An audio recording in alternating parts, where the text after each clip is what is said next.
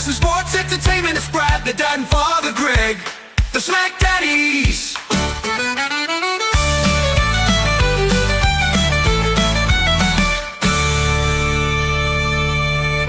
Hello, friends, and welcome to your SmackDown review for The Hub. I am Brad, the dad, and running shotgun with me is my tag team partner, my pal, my brother from another mother. It's Greg, Father Feltham. Bless you, my son. My buddy, my pal, Greg Father Feltham. Well, given the fact that I'm going to start using that line because the guy who says my buddy, my pal is no longer with Scott Stanford and they fired him. Well, I was actually kind of thinking about it afterward, and you know, Scott's job was basically to tell us when WWE was coming, and since there's no TV deals anymore, I mean, you mean no house shows? Yeah, he's not coming in. They're not coming anywhere. There's no house shows, and there's no TV bumpers you got to create. So, yeah. Our buddy and our pal is now selling. If you're here in Canada and you watch morning shows, he's selling tea. And I don't mean like the black tea. He's selling testosterone. Oh, is he? Yeah, if you listen to Canada AM, he's selling testosterone. Oh, I have not seen. I'll tell you how long ago it's the last time I saw Canada AM. Marcy Ian and Ben Mulrooney were on it. Oh, well, neither of them are on it anymore, and they both gone through their political career. Well, one went through a political career, and the other one has started a very good podcast. I will recommend that if you're a news junkie. It's fun. Very good. He talks about serious things. It's like, wait a second, didn't you used to host a morning show? Yeah. All right, this is supposed to be a speed round. Let's do this. Hit it. But Greg, you have a cheer for us because we have to talk about daddy time. Yeah, we do. We missed this last week. So as we have a tradition on the show, we welcome members to the Daddy Club, and Danhausen and his wife recently gave birth to their first child. So welcome to the club. Congratulations. All right. Let's go. It's a nice round of applause. It's just a simple round of applause, Greg. All right, so here's what we're going to do. I got none of your sound effects tonight. So okay. So I'm going to have to put those in post, is what Greg just told me. I can't, he's like pointing at his ear. Like, is there something wrong, Greg? Is that you can't hear? Okay. So Greg, we're going to do a yay boo segment, except it's going to be yay buzz. So the yay will be for if you're keeping. Yeah. Thank you, LA Knight, because you are a central character tonight. And the boo tonight will simply be the old Family Feud buzz. Goodbye. So it's a yeah buzz rather than a yeah boo. Speaking of which, this opening segment, Greg, do we need any of it? I think we're hitting that X. Strike one for the night on WWE. All you missed is that holla holla play. We have a tag team match with Solo and JC Mateo in our main event against LA Knight and Jimmy Uso, because apparently Jago Fatu is hurt. Okay. Sure. But here's the thing that I think that pissed me off the most about this segment. Where's Nick Aldis's tie? Is it casual day at WWE? Like casual Friday? Casual Friday night, like the open collar shirt, Nick. No, my friend. Listen, you need to dress like Teddy Long, and we even get a little shuffle out of him. Yeah, every once in a while. Like a little holla holla play. I put his hands down. All right. Okay, the people who aren't friends are in the back, Greg. This was a cute segment. I like this. So I loved the whole Your Majesty bit. That made me laugh. Yeah. And we're keeping it. So Alexa Bliss made the Your Majesty joke. Turns out that we're going to get all of the women in the Fatal 4-Way tag match, one member from each team in a Fatal 4-Way match tonight, which, by the way, is up next with Kairi Sane versus Roxanne Perez versus Sol Ruca versus Alexa Bliss. Greg, There's a lot of cool spots in this match, but what do you want to do? Sure. So Ruca hits a handspring moonsault to the outside that has Charlotte Flair literally gasping at it. This match really picks up with a Tower of Doom spot. Roxanne Perez hits a lion salt. We end up getting this amazing double soul snatcher from Sol Ruca. And Zarya gets involved on the outside. All the partners are fighting on the outside. And the distraction causes chaos where Alexa Bliss hits the Sister Abigail DDT on Kairi Sane, which Kairi botched. Yeah, for I the was win. going to say that was, yeah. So Kairi Sane can't wrestle a match without a botch. Listen, our pirate princess is still very much a boat enthusiast.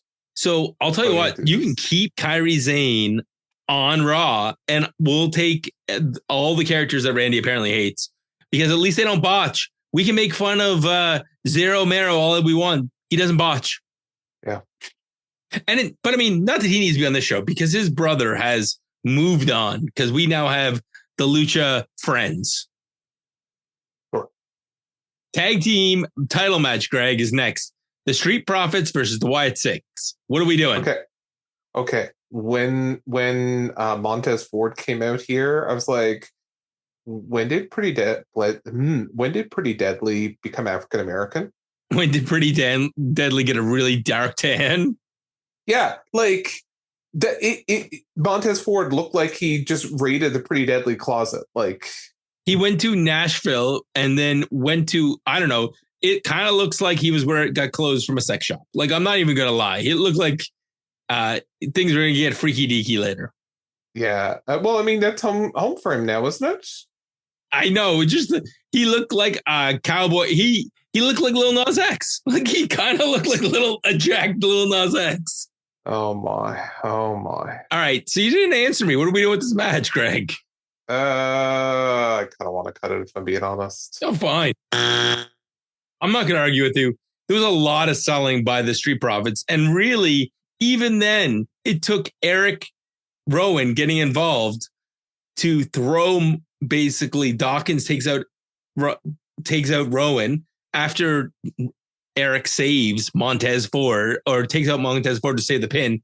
And we get a suplex powerbomb combo for the 1, 2, 3. And the Wyatt Six fulfill their destiny to become the tag champions.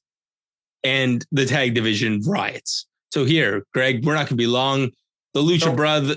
I'm going to call these guys the Lucha Friends, because we have Lucha. He has a brother, but right. we don't acknowledge the existence of that in WWE. So then now we have Lucha Friends. Right. Because we've had a Lucha House Party. We've had Lucha Lawn Tractor guys. Now we'll have Lucha Friends.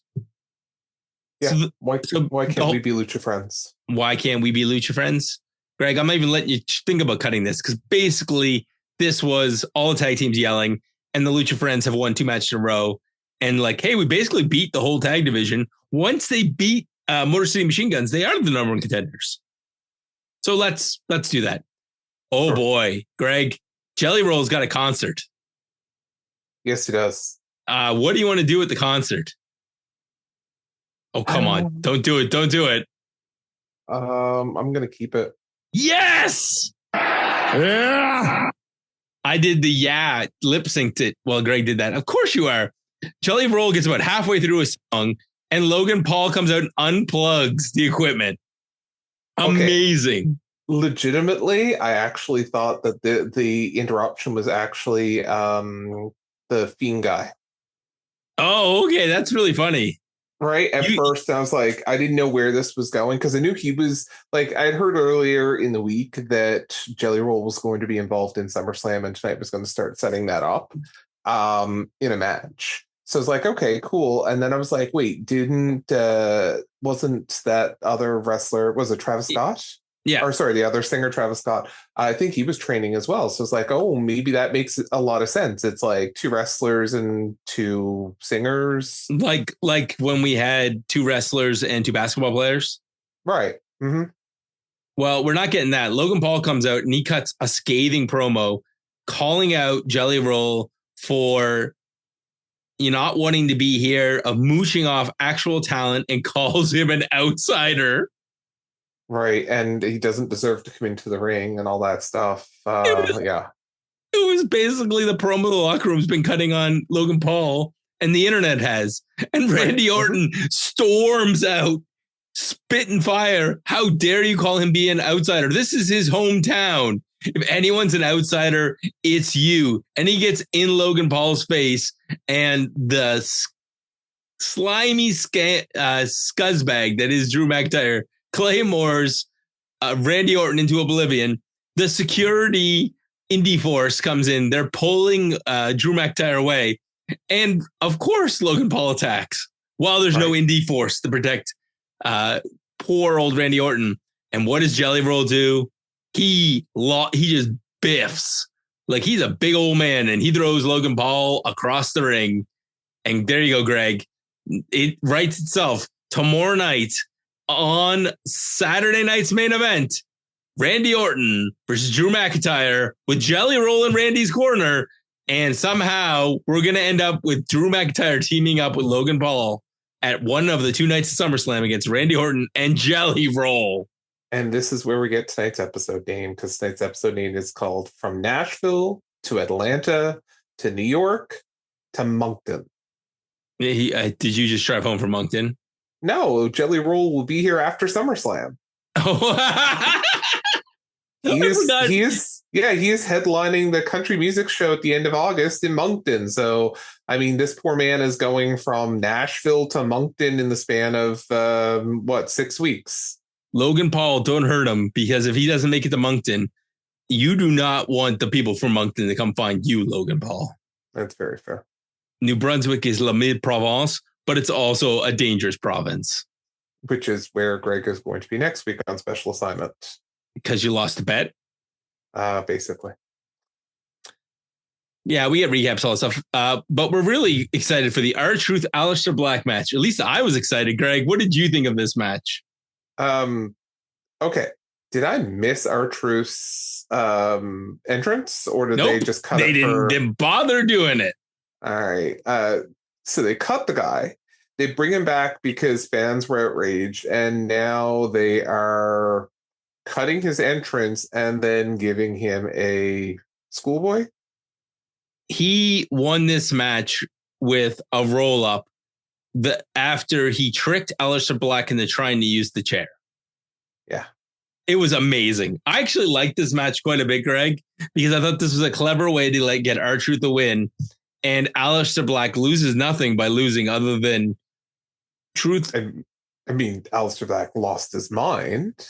Well, that's where we go to next, where Aleister Black's the back, and Damian Priest tries to calm him down, and because he's stalking R-Truth at this point, and he's like, "Oh yeah, I've thought better of it." And then he goes to leave, and then he comes back and just kicks Priest's head off his shoulders, sits down cross-legged next to him, and said, "Now I'm done." So this was a convenient way to connect Priest and Black and turn Black back into a heel. Yep. So Damian Priest invests in some good, maybe eye patches, because generally when you feud against Aleister Black, you lose an eye. Oh, that's fair. That's fair. All right, moving on.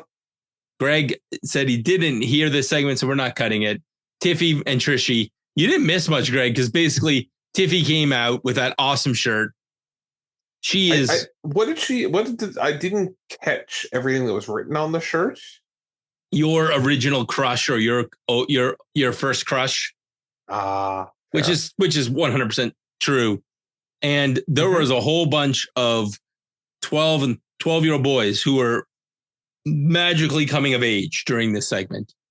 That's a fact. Yes. So yes, somewhere Jerry Lawler is having another heart attack. Like Tiffy basically says she picked Trish because she's the greatest of all time, and she's beaten everybody else. And if she beats her, she can now start being talked about being a GOAT. Trish says, "Well, I have nothing to lose. I'm already one of the best of all time. But if I can take that title from you, you're not going to be called one of the greatest of all time. But I will be an 8-time champion." And Tiffy with the line of this promo, Greg, "You know what, Trish? I've seen all of your great matches on VHS." Trish responds with, "Oh, did you learn that from the TikToks? I have never had my kids see me as champion. She wants to be champion." Naomi interrupts. And didn't we hear that last week, though? Yeah. Naomi says, well, I don't know if she said it this week. It was just, that's been stuck in my line since that last week, Greg. Naomi interrupts, and Trish jokes before she gets the line out, "What am I supposed to proceed with caution?" And Jade, before Naomi can actually get a word out, Jade just beats the hell out of her. And my question is, did this make this help at all for the women's paper? No, it didn't. That's what my feeling was like this show felt like we have two other shows this weekend and we're just basically putting something together. Yep. And Greg, I'll let you decide whether we're even going to bother talking about this main event. No, I don't think so. I don't think we need to talk the main event or them constant plugging Saturday night's main event tomorrow. Nothing happened in this main event. All it did was have a champion get pinned by a challenger who's never got a chance in hell of winning the title. Oh, and by the way, LA Knight get the crap kicked out of him so that he has an excuse to lose to Seth tomorrow. Sure. Shall we? Do you want to take a quick look through because there's like a ton of wrestling this weekend. Yeah. Sure. Sounds good. We're only going to do, just for the record, for anybody who's going to get mad, we don't talk about AEW normally, so we're not going to go through everything. So let's do SNME July 12th. Like what are we getting on this show? I'm not really sure. So looks like there's 4 matches. Solo Sikoa versus Jimmy Uso. Which if Solo loses, I'll be shocked. Orton and Jelly Roll with McIntyre and Paul. So basically setting up the tag match at SummerSlam. That's going to be a schmaltz finish. LA Knight and Seth Rollins. Which will get enough damage to Seth so he can't cash in.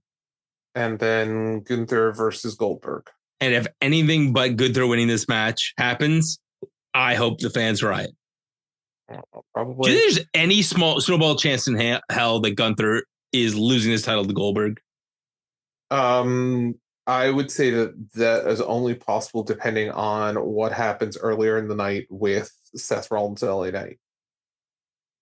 If you see LA Knight win earlier in the night, I'd say that there's a decent chance that Gunther loses and LA Knight and Seth Rollins comes and cashes in.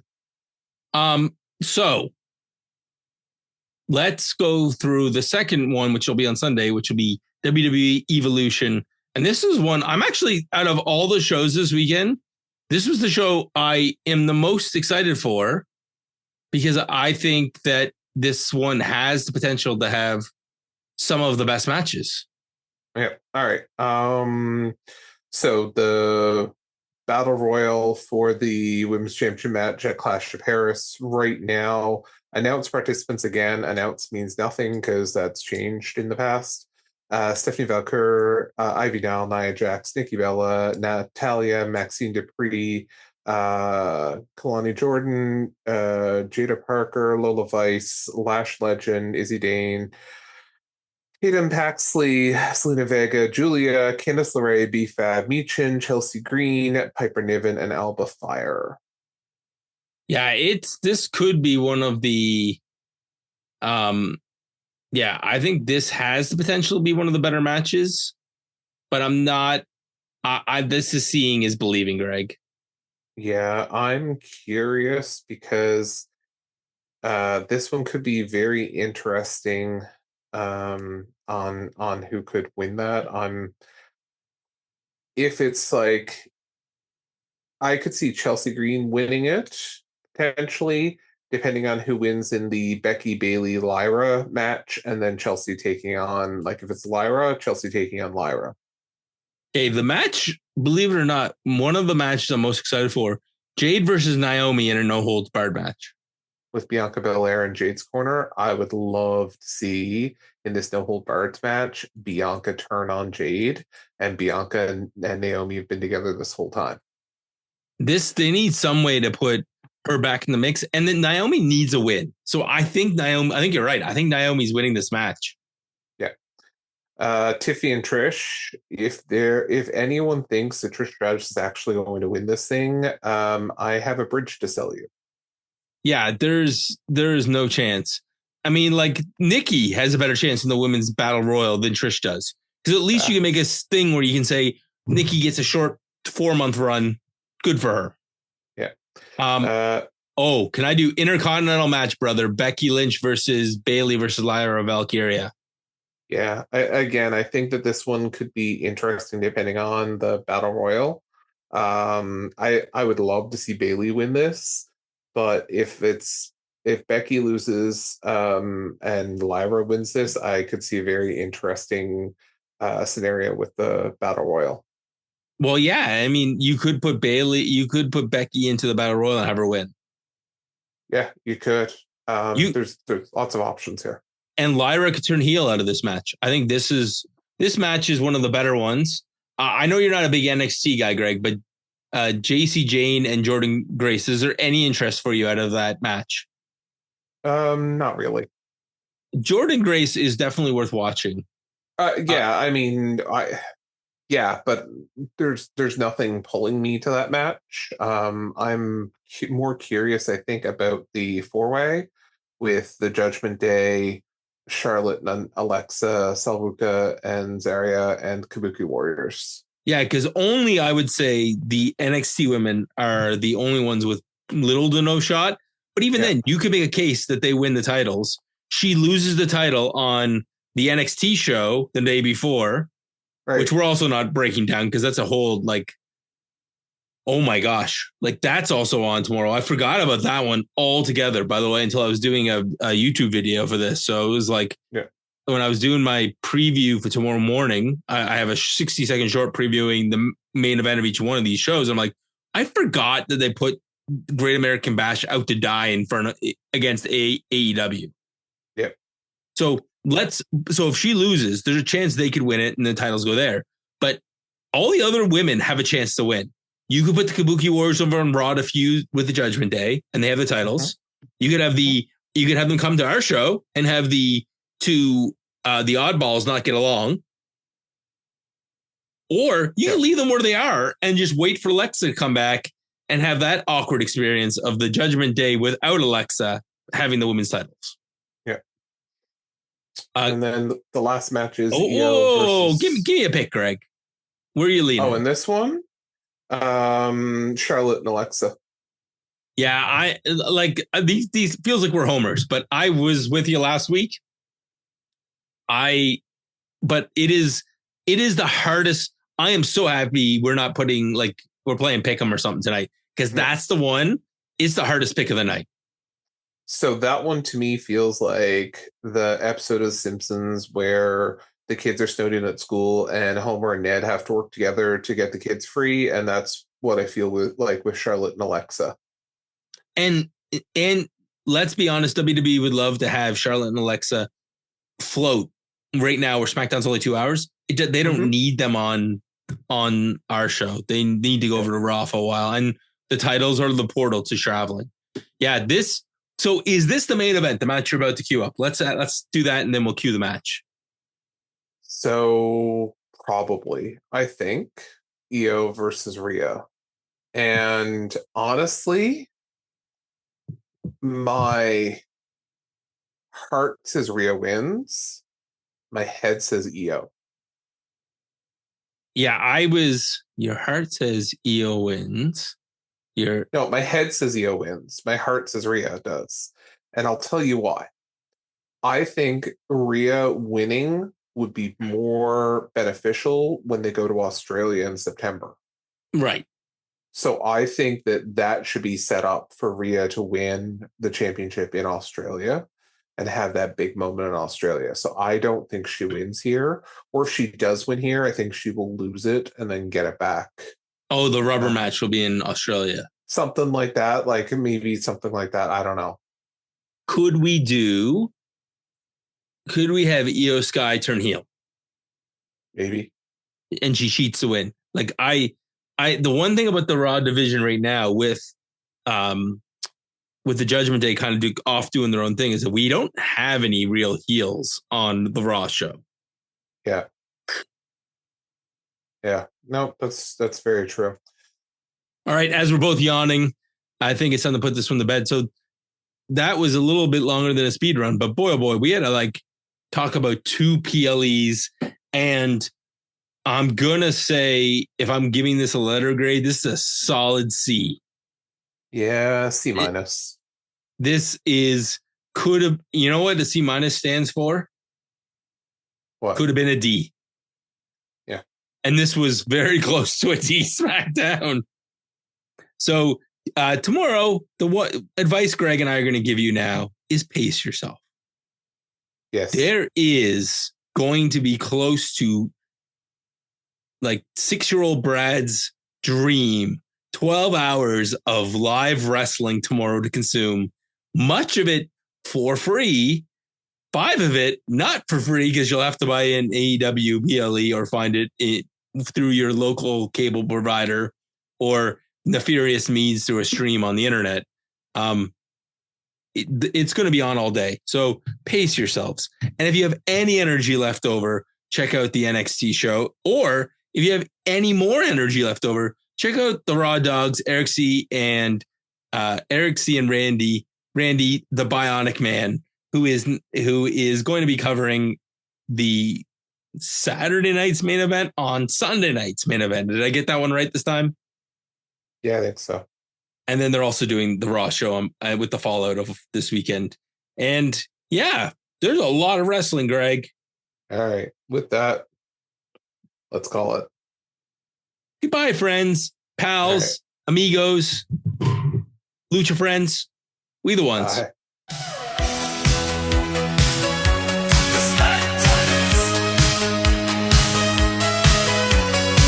The revolutionary podcast in sports entertainment.